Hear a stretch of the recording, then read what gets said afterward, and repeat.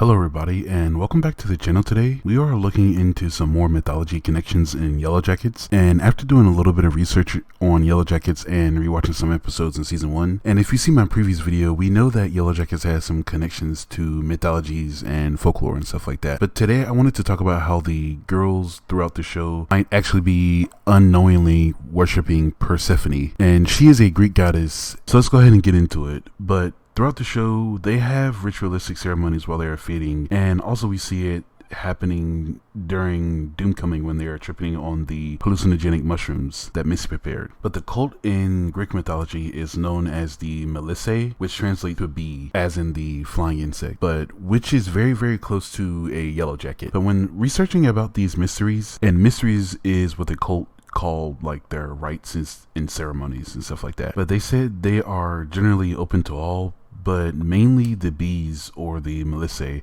and they are a group of priestesses that have lived their life secluded from men. And as I said earlier, they are also worshippers of Persephone, but the term comes from a nymph named Mellisae, and she was the one who found honey and taught it to the world. And real quick, a nymph is a female nature deity in Greek mythology. They are usually identified as personifications of nature. To be able to join the priestess in their mysteries, they had to be freed from blood guilt, meaning never had committed murder. And we know they haven't done that in the past timeline in the show. All the death that we've seen have been like from side effects or consequences from tragic events or just other mishappenings.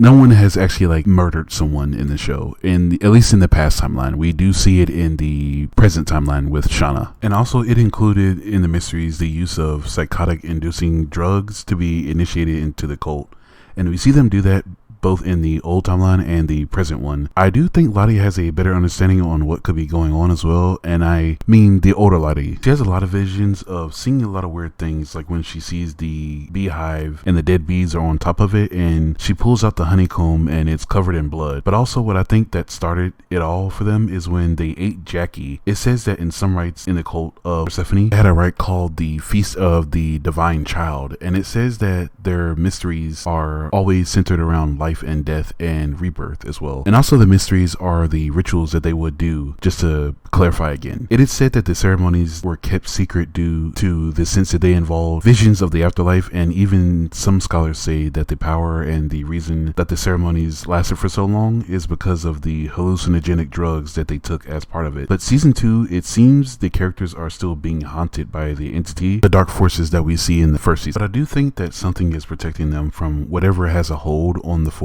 and when they started to unknowingly worship Persephone, that's when they were able to survive as long as they did. But who even is Persephone, you might ask? Well, she is a goddess in the Greek mythology as well. She's the queen of the underworld, but the goddess of spring, fertility, and love, and even growth are all of her titles. And after obtaining the title the queen of the underworld, she also became heavily associated with ghosts and reincarnation. And when it was wintertime in the show, it could have meant that her hold was weakening, or she was gone for a little while, as it's stated when she leaves, that's when winter starts in Greek mythology. But Natalie is unique in this case and all of this as well, because she was the hunter of the group. She was one of the first ones to see the antler queen as well. So could Natalie be worshipping Artemis, the goddess of hunt? We get a scene in episode 4 season 1 when her dad tells her it should be easy because she's already had blood on her hands. Could that have been a sign from higher power? And he also says that it's waiting for them as well. And we also have the scenes where we see the bear walk up to them and just offers himself for food,